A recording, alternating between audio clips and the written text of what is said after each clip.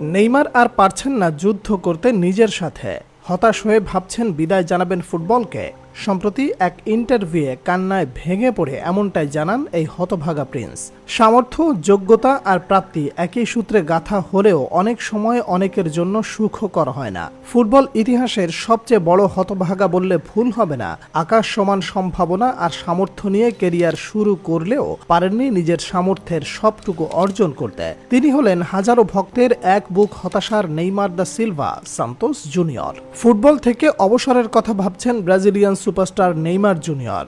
Brazilian forward তার কেরিয়ারের সবচেয়ে কঠিন সময়গুলোর একটি কাটিয়েছেন সৌদি ক্লাব আল হেলালের হয়ে থাকাকালীন। সাম্প্রতিক এক ইন্টারভিউয়ে নেইমার আবেগঘন হয়ে পড়েন এবং স্বীকার করে নেন যে আল হেলালের দীর্ঘ সময় যে সময়টা এতটা চ্যালেঞ্জিং ছিল যে তিনি ফুটবল থেকে পুরোপুরি সরে যাওয়ার কথা ভেবেছিলেন। Saudi pro league kick off নামের নেটফ্লিক্সের এক ডকুমেন্টারি প্রোগ্রামে নিজের কথা তুলে ধরেন নেইমার জুনিয়র। ৩২ বছর বয়সী ব্রাজিলিয়ান ফরওয়ার্ড সেই সাক্ষাৎকারে বলেন, কিছুদিন এমন হতো যে আমি ঘুম থেকে উঠে সবকিছু ছেড়ে দিতে চাইতাম। এই ইনজুরিটা আমার ক্যারিয়ার সবচেয়ে বেশি প্রভাব ফেলেছে। ২০২৩ সালে আল হেলালে যোগ দেওয়ার পর থেকেই নেইমারকে নানা চ্যালেঞ্জের মুখোমুখি হতে হয়েছে।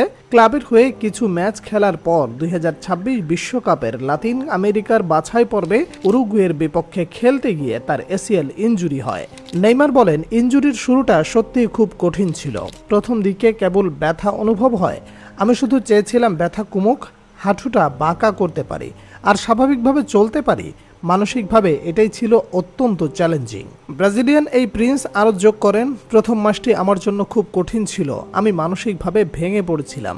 যদি আমার কাছে প্রিয়জনেরা পাশে না থাকতো তবে এমন ইনজুরি থেকে ফিরে আসা সত্যি অনেক কঠিন।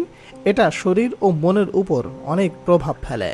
ডকুমেন্টারিতে নেইমার জানান তার পরিবার ও বন্ধুদের সমর্থন এবং তাকে কঠিন সময় পার করতে সাহায্য করেছে। প্রায় এক বছর পুনর্বাসনের পর গত ২১ অক্টোবর এএফসি চ্যাম্পিয়ন্স লিগে আল হেলালের বিপক্ষে ম্যাচে বদলি হিসেবে মাঠে নামেন নেইমার জুনিয়র। তবে মাত্র ২ সপ্তাহ পর আরেকটি ম্যাচে তার হ্যামস্ট্রিং ছিঁড়ে যায়। ফলে আরও ৪ থেকে ৬ সপ্তাহ মাঠের বাইরে থাকতে হবে নেইমিকে। ৩২ বছর বয়সে এ ধরনের ইনজুরি থেকে ফিরে আসার চ্যালেঞ্জ নিয়ে নেইমার জুনিয়র বলেন, আমি আর ২০ বছর বয়সে নেই। আমার জন্য এটা আরও অনেক বেশি কঠিন, কিন্তু আমার সন্তান এবং পরিবার আমাকে প্রতিদিন অনুপ্রাণিত করেছে। আল হেলালের মেডিকেল টিমের তথ্য অনুযায়ী ডিসেম্বরের আগে নেইমারের আর মাঠে ফেরার সম্ভাবনা নেই। আগামী ৩রা ডিসেম্বর এএফসি চ্যাম্পিয়ন্স লিগে আল গারাফার বিপক্ষে ম্যাচে হয়তো আবারও মাঠে ফিরতে পারেন বলে আশাবাদী সৌদি ক্লাবটি। নেইমারের এই কঠিন সময় তার অসাধারণ ক্যারিয়ারের একটি মর্মান্তিক অধ্যায় হিসেবে ইতিহাসে থেকে যাবে। তবে নেইমার জুনিয়র আশা করেন তার প্রিয়জনদের সমর্থনে তিনি আবারও ফুটবলে পূর্ণ শক্তি নিয়ে ফিরে আসতে পারবেন।